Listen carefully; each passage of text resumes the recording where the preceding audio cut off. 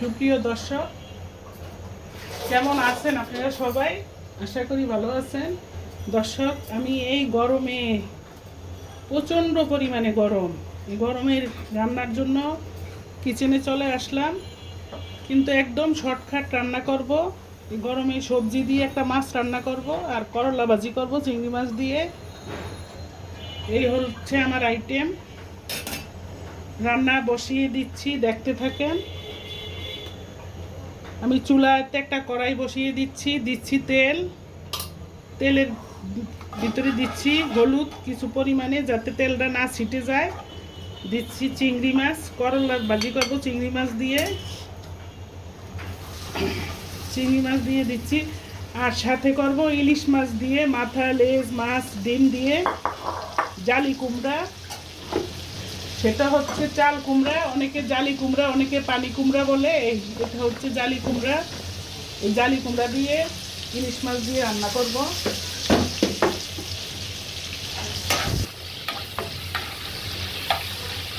চিংড়ি মাছটা ভেজে নিচ্ছি।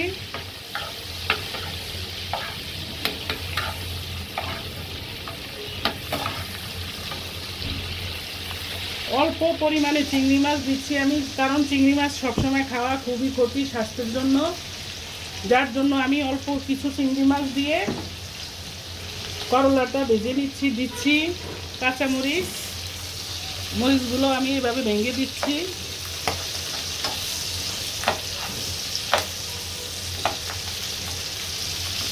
চিংড়ি মাছ না দিলে আমার বাচ্চারা আবার খেতে চায় না, করলা কোনো সবজি খেতে চায় না, চিংড়ি মাছ দিলে একটু খায়, এই জন্য চিংড়ি মাছ দেওয়া।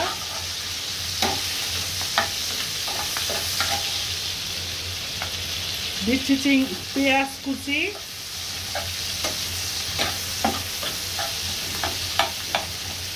চিংড়ি মাছটা কিছুক্ষণ ভেজে নিয়ে আমি পেঁয়াজ কুচিটা দিয়ে দিচ্ছি, সাথে কাঁচামরিচ দিচ্ছি, লবণ দিচ্ছি।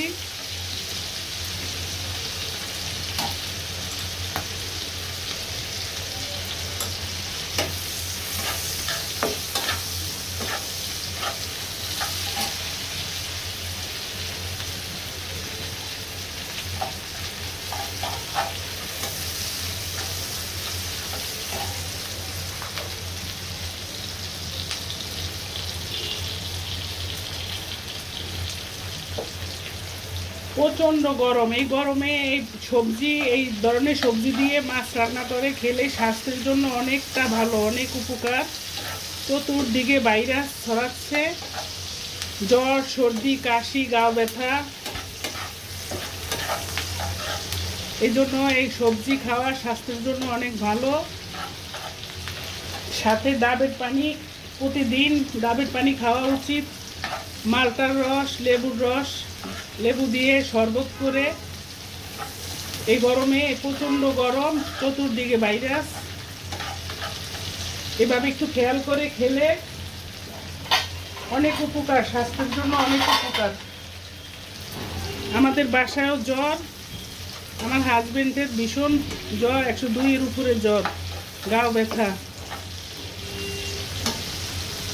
ভয়ই লাগতে আছে, একটা ভাইরাস বের হয়েছে।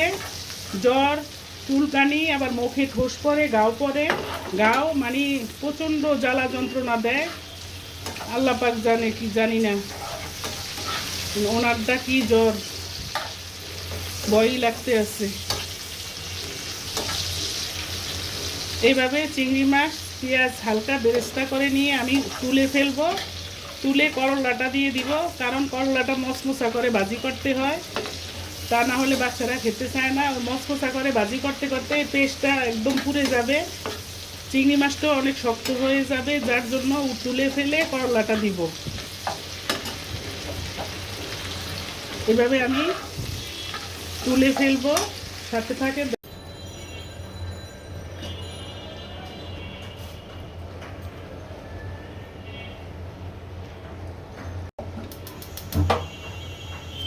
পেঁয়াজ, চিংড়ি মাছ তুলে ফেলে আমি এখন করলাটা দিয়ে দিচ্ছি।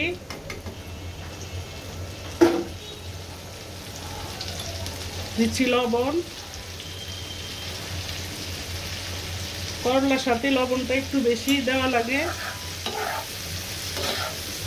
যার জন্য আবারও লবণ দিয়ে দিচ্ছি।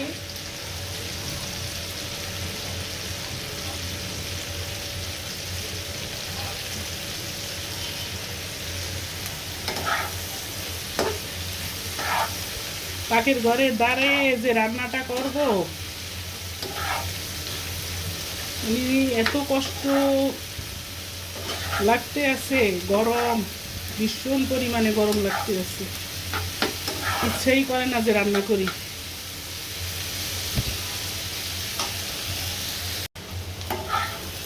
এই যে আমার করলাটা ভাজা প্রায় হয়ে গিয়েছে, একদম ঝরঝরা ভাজি করে নিব আমি। করলা ভাজিটা হলে আমি মাছটা বসিয়ে দিব। এইটুকু রান্না করতেই আমি হিমশিম খেয়ে যাচ্ছি এই প্রচণ্ড গরমে।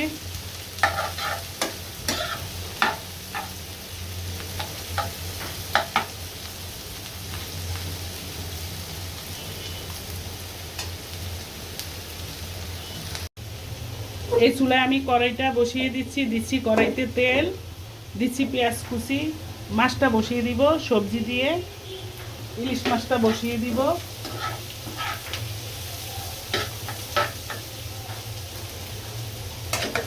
পেঁয়াজ কুচি দিচ্ছি, তেল দিচ্ছি, কিছু পরিমাণে লবণ দিয়ে দিচ্ছি স্বাদ অনুযায়ী।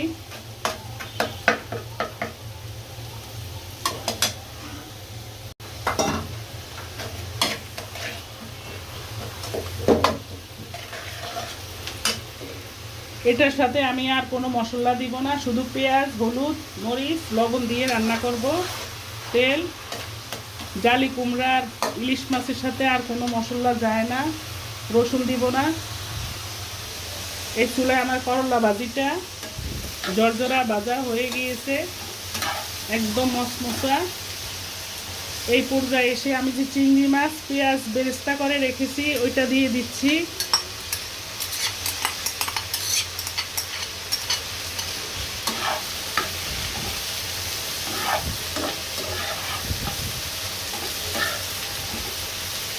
দিয়ে এইভাবে আরেকটু ভেজে নিতে হবে।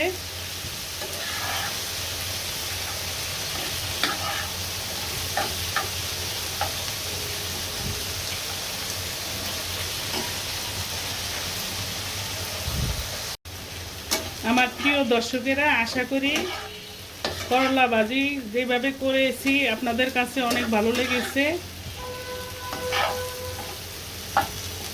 এইভাবে মচমচা করে ভেজে নিতে হবে একদম।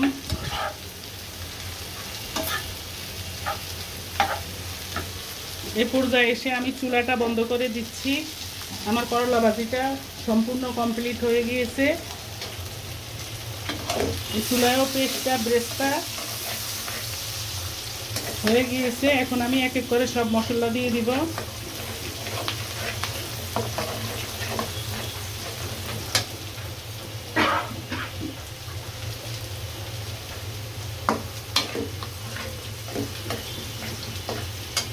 আমি দিচ্ছি হলুদের গুঁড়া,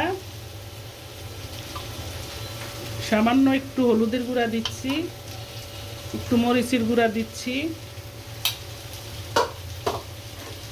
দিচ্ছি পানি,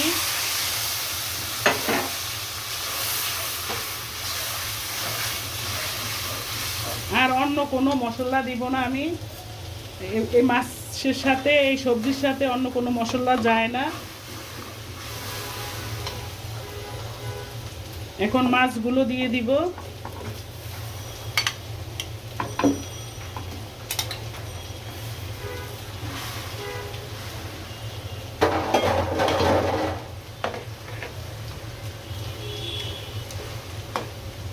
আমার প্রিয় দর্শকেরা, আমার চ্যানেলটা সাবস্ক্রাইব করুন, আপনারা করে দিবেন, লাইক করে দিবেন। আপনাদের কাছে এটাই আশা করছি, আপনারা আমার আশা পূরণ করে দিবেন ইনশাআল্লাহ। আশা করি আপনারা দেখবেন আমার চ্যানেলটাকে, সাথে থাকবেন, লাইক করবেন, সাবস্ক্রাইব করবেন, বেশি বেশি শেয়ার করবেন প্লিজ। আমার প্রিয় দর্শকেরা আমার সাথে থাকবেন। আর একটু পানি দিয়ে দিচ্ছি। মাছটা আমি একটু কষিয়ে নিয়ে তারপরে কুমড়াটা দিয়ে দিব। মাছটা আমার কষানো হয়ে গিয়েছে, আমি তুলে ফেলবো। মাছটা তুলে আমি সবজিগুলা দিয়ে দিব। একদম হালকা মশলা দিয়ে আমি মাছটা কষিয়ে নিয়েছি, কারণ ইলিশ মাছ তো সবজিটাও অল্প মশলার সবজি, বেশি মশলা যায় না এই সবজির সাথে, এই মাছের সাথে। আমার মতো এইভাবে রান্না করে খেয়ে দেখবেন, মাছের ঘ্রাণটাও পাইবেন, সবজির ঘ্রাণটাও পাইবেন। খেতে আশা করি খুব ভালো লাগে, এইভাবেই খাবেন, রান্না করে খেয়ে দেখবেন। এখন সবজিটা ঢেলে দিয়েছি।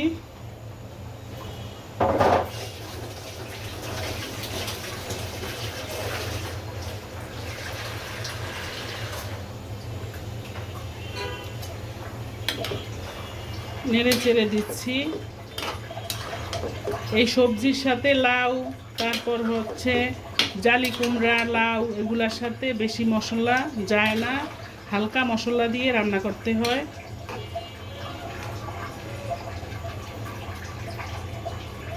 একটু পরিমাণে পানি দিয়ে দিচ্ছি। বেশি জাল দেওয়া যায় না, বেশি জাল দিলে সবজিটা টক হয়ে যায়, অল্প জালে রান্না করতে হয়। একটা ঢাকনা দিয়ে ঢেকে দিয়েছি। এই যে আমার মাছটা দেখেন, এই পর্যায়ে এসে কি অবস্থা, একদম তরকারি সিদ্ধ হয়ে গিয়েছে। আমি এই পর্যায়ে এসে মাছটা দিয়ে দিব।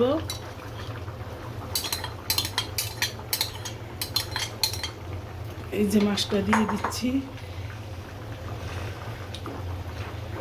মাছের সুন্দর একটা ফ্লেভার বের হয়েছে, সুন্দর একটা ঘ্রাণ, একদম তাজা টাটকা ইলিশ মাছের সুন্দর ফ্লেভার, যেমন আশা করছি। মাশাআল্লাহ, আলহামদুলিল্লাহ, ঠিক ওরকমই হয়েছে। খেতেও আশা করি অনেক টেস্ট হবে।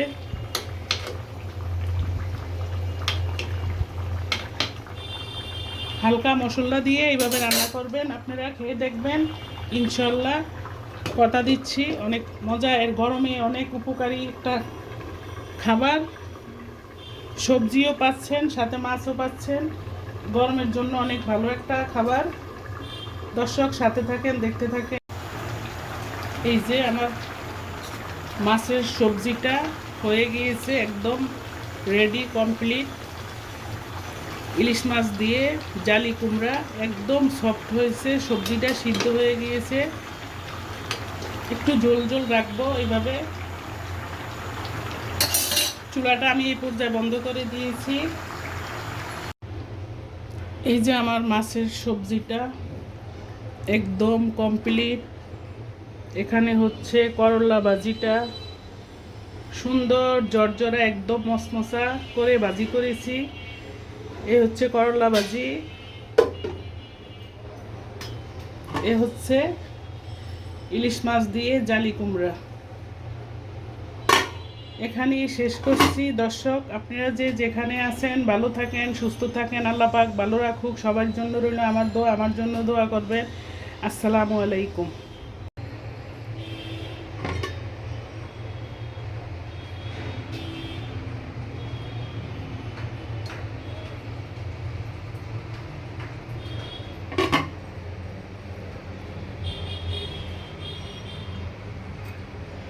এটা হচ্ছে করলা ভাজি, চিংড়ি মাছ দিয়ে একদম মচমচা করে ভাজি করেছি। এই হচ্ছে করলা ভাজি, এই হচ্ছে ইলিশ মাছ জালি কুমড়া দিয়ে পাতলা ঝোল করেছি। এই গরমে খেতে অনেক মজা হবে, লাগবে এবং স্বাস্থ্যের জন্য অনেক উপকারী।